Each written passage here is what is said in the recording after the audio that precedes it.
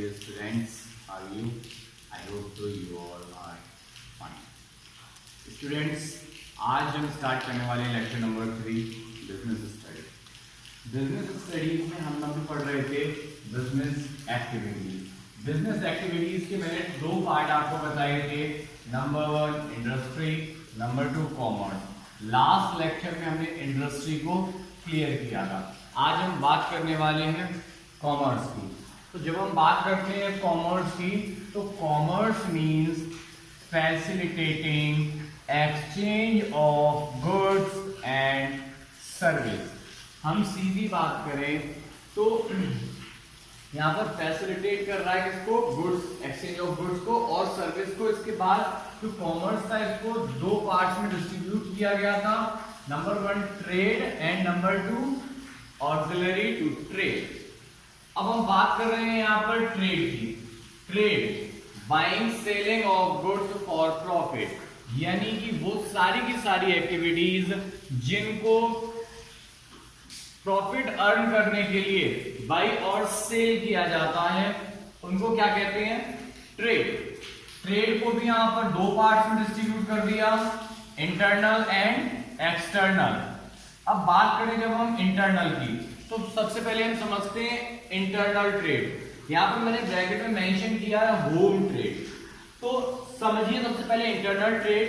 तो internal trade हम उस ट्रेड को कहते हैं जो अपनी इंडिया की बाउंड्री के अंदर किया जाता है, यानी कि जो ट्रेड होगा इंटरनल ट्रेड वो UP to Delhi, UP to Gujarat, UP to Maharashtra हो सकता है। इनफैक्ट वो trade Girod to Agra, Girod to Mainpuri, Girod to Shukabad हो सकता है।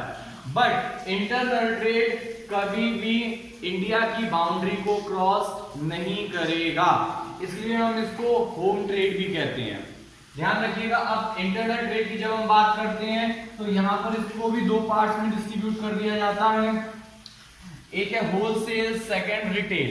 होलसेल का मीन होता है जब भी हम बल्क में कोई भी मटेरियल परचेज कर लेते हैं। बल्क का मतलब ऐसा नहीं होता कि हम मार्केट से गए और 10-12 चीजें ले आए, वो बल्क हो जाएगा। अगर हम बात करते हैं बल्क में परचेज करने की, तो वहां पर मीन आता है कि हमने बल्क में परचेज तो किया लेकिन फॉर अ बिजनेस पर्पस। हमने बल्क में परचेज किया, स्टॉक अपने पास रखा और हमने क्या किया, बाद में मार्केट में डिस्ट्रीब्यूट करना स्टार्ट कर दिया। Means as a distributor work करने लगे। तो इट्स कॉल्ड होलसेल ट्रेड। अब बात करते हैं यहाँ पर हम रिटेल ट्रेड की। तो रिटेल ट्रेड में मैंने यहाँ पर मेंशन किया है कीवर्ड स्मॉल। स्मॉल से मीन होता है कि जो भी दुकानदार हमारे मार्केट में बैठे हुए हैं और वहां से हम एक पेन, एक ब्रश, एक साबुन, इस टाइप से मींस अपनी जितनी नीड है, नीड के अकॉर्डिंग जब हम परचेज करके ला रहे हैं अपने शॉपकीपर से, इट्स कॉल्ड रिटेल ट्रेड। यहाँ पर बल्क में गुड्स और मटेरियल परचेज और सेल नहीं होता, ध्यान रखिएगा। इसके बाद हम बात कर रहे थे जो ट्रेड की, वहां पर फर्स्ट पॉइंट हमने क्लियर किया इंटरनल, सेकंड एक्सटर्नल। एक्सटर्नल के लिए मैंने मेंशन किया है already international trade. International trade यहां से इसी वर्ड से हमें समझ आ जाना चाहिए कि इंडिया की जो बाउंड्री है उसको हमने क्रॉस कर दिया। इंडिया की बाउंड्री क्रॉस करने का मीन हो गया कि अब यहां पर अपने इंडिया के अंदर हमें सेल परचेज नहीं करनी, बिजनेस नहीं करना, ट्रेड नहीं करना। अब हमें क्या करना है, हमें इंडिया के बाहर निकल के करना है। यानी कि सपोज दैट इंडिया में हम कोई भी मटेरियल मंगा रहे हैं, कहां से? अमेरिका से, यूएसए। तो जब हम अमेरिका से बिजनेस करेंगे तो ये क्या बोला जाएगा? External trade. एक्सटर्नल मींस हम इंडिया से बाहर निकल गए, ठीक है ना, टू कंट्रीज के बीच में। ध्यान रखिएगा, दो कंट्रीज के बीच में जब ट्रेड आएगा वहां पर बोला जाएगा एक्सटर्नल ट्रेड। एक्सटर्नल ट्रेड को भी 3 पार्ट्स में डिस्ट्रीब्यूट कर दिया जाता है। Number 1 import. इंपोर्ट मींस, सबसे पहले हम समझते हैं इंपोर्ट मींस। अब बात करते हैं जैसे पेट्रोल, डीजल, ये सब इंडिया में जनरेट नहीं हो रहे। इंडिया में इनकी क्या है, रिफाइनरीज लगी हुई हैं, बट ये आता कहां से? ईरान से, ठीक है ना। तो ईरान से अब हमें क्या करना है, हमें क्रूड ऑयल चाहिए, ठीक है ना, क्यों, पेट्रोल, डीजल, कैरोसिन ये सब चाहिए। तो अब हम क्या करेंगे, जब ईरान से इंडिया में ऑयल मंगाएंगे तो क्या बोलेंगे हम उसको, इंपोर्ट। इंपोर्ट मींस किसी अदर कंट्री से इंडिया में मटेरियल को मंगाना, परचेज करना, ठीक है ना, इट्स कॉल्ड इंपोर्ट। बात करते हैं एक्सपोर्ट। एक्सपोर्ट का मीन होता है कि जो भी इंडिया में मटेरियल हम प्रोड्यूस कर रहे हैं, जनरेट कर रहे हैं, उसको इंडिया से बाहर अदर किसी कंट्री में सेल करना। जैसे कि अगर हम बात करते हैं मिल्क की, तो मिल्क में क्या होता है भाई, इंडिया, आपको पता होना चाहिए इंडिया में सबसे ज्यादा मिल्क प्रोडक्शन है, ठीक है ना। अब भाई जब सबसे ज्यादा हम मिल्क प्रोड्यूस करेंगे तो ऑब्वियस सी बात है हम अदर कंट्रीज को एक्सपोर्ट करेंगे, ठीक है ना। तो मींस इंडिया से हम क्या करेंगे, दूसरी कंट्रीज को, अदर कंट्रीज को हम यहां से भेजेंगे, means it's called export. Just like India to UK, यानी कि अगर हम यहां पर बात करते हैं टी इंडिया में बहुत ज्यादा प्रोडक्शन है, तो हम क्या करते हैं, जो अमेरिका, यूनाइटेड किंगडम क्या करता है, हमसे चाय परचेज करता है, टी परचेज करता है। तो जब वो हमसे परचेज करेगा मींस हमने यूके को प्रोवाइड कराया, it's called export. Now next point, interport. अब हम जब इसकी बात करते हैं तो यहां पर क्या होता है, इंटरपोर्ट में कोई भी मटेरियल है या कोई भी गुड्स है, नीडी गुड्स, उसको हमने अदर कंट्री से परचेज किया, पर हमने नहीं उस प्रोडक्ट को लिया, हमने उसको ओपन भी नहीं किया, इनफैक्ट अपने यहाँ अनलोड भी नहीं कराया, ठीक है ना, और सीधे ही अपने प्रॉफिट को ऐड किया और नेक्स्ट कंट्री, जो नीडी कंट्री है, उसको सेल कर दिया। फॉर एग्जाम्पल अगर हम बात करते हैं नेपाल की, तो आप सबको पता होगा कि नेपाल में कोई भी सी पोर्ट अवेलेबल नहीं है। अब बात आती है कि मैक्सिमम जो भी इंटरनेशनल ट्रेड है वो कहां से होता है, ऑन सी वे, मींस समुद्र के रास्ते से होता है, वो भाई एयर और इन सब के थ्रू नहीं किया जा सकता। एयर के थ्रू क्यों नहीं किया जा सकता, क्यों, रीजन है वो बहुत ज्यादा कॉस्टली पड़ता है, इस वजह से।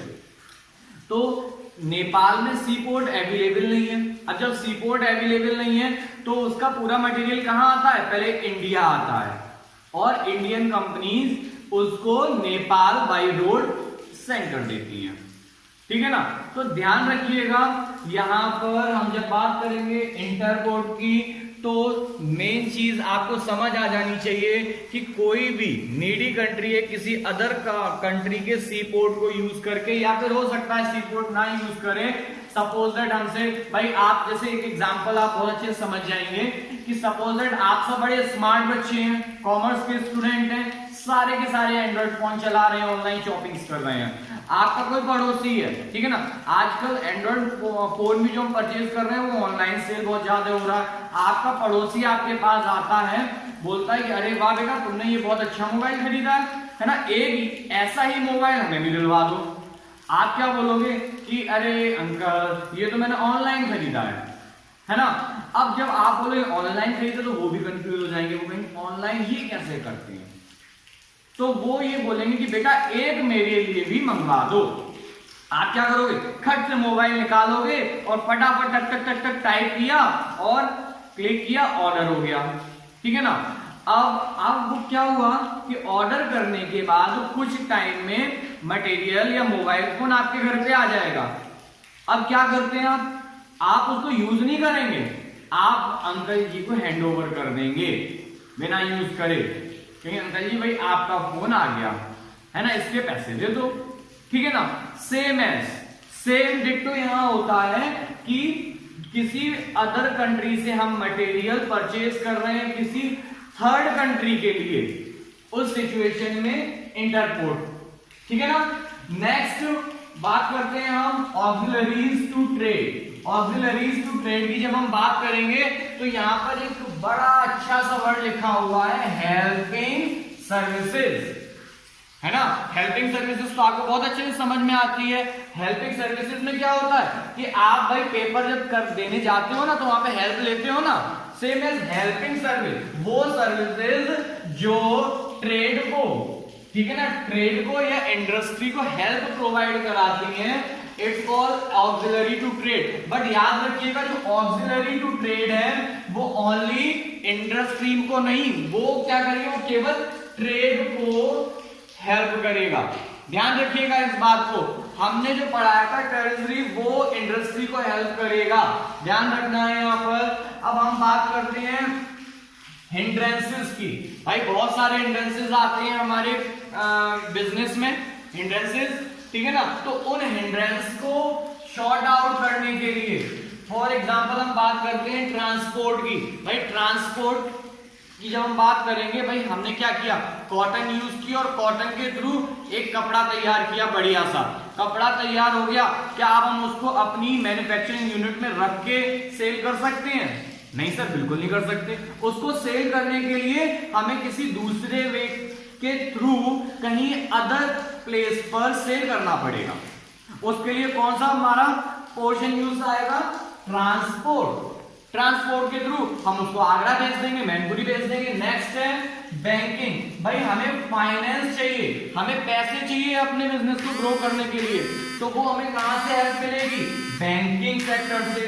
रिस्क, भाई बिजनेस है तो रिस्क तो हो गई, है ना, हो सकता है कभी बिजनेस में आग लग गई, आपका गुड्स डिस्ट्रॉय हो गया, ठीक है ना, आपका गुड्स डिस्ट्रॉय हुआ तो इंश्योरेंस कंपनी आपको इस कंडीशन में पे करेगा। बात करते हैं स्टोर। आपके पास स्टोर करने की प्रॉब्लम आ रही है तो उसके लिए वेयर हाउसिंग, ठीक है ना, वेयर हाउस में हम अपना मटेरियल स्टोर कर सकते हैं, ठीक है ना। नेक्स्ट बात करते हैं एडवर्टाइजिंग। भाई अगर आप एडवर्टाइज नहीं करोगे तो आपके मटेरियल को कौन परचेज कर लेगा? भाई टीवी में देखा है ना, टीवी में बढ़िया बढ़िया ऐड आते हैं, Amul the taste of India, है ना, आपने क्या कैसे पता चला अमूल टीवी में आ रहा है, ठीक है ना। सेम है, उन्होंने अमूल की वहां क्वालिटी बताई, वहां पे उनके जो भी प्रोडक्शंस हैं, जो भी प्रोडक्ट्स हैं, सबके बारे में आपको बताया, तब आपको पता चला क्या, एडवर्टाइजिंग के थ्रू कि हाँ अमूल हमें दूध भी दे रहा है, दही भी दे रहा है, मक्खन भी दे रहा है, बटर भी दे रहा है, आइसक्रीम भी दे रहा है, और पता नहीं कितने प्रोडक्ट दे रहा है, ठीक है ना। तो क्या है एडवर्टाइजिंग, किसके लिए, सेल्स प्रमोशन के लिए, कि हमारी सेल इंक्रीज होती रहे। एक बार फिर से हम यहाँ थोड़ा सा समझ लेते हैं, commerce facilitating exchange of goods and services, यानी कि जो भी हम ट्रेड कर रहे हैं उसमें हेल्प आउट करता है, याद रखिएगा। चलिए, थैंक यू सो मच। आपको आज की क्लास समझ आई होगी। कोई भी पॉइंट अगर प्रॉब्लम करता है, कहीं दिक्कत आती है तो मुझे बताएं, मैं उसको अगली क्लास में फिर से कवर करने की कोशिश करूंगा। Thank you, have a nice day.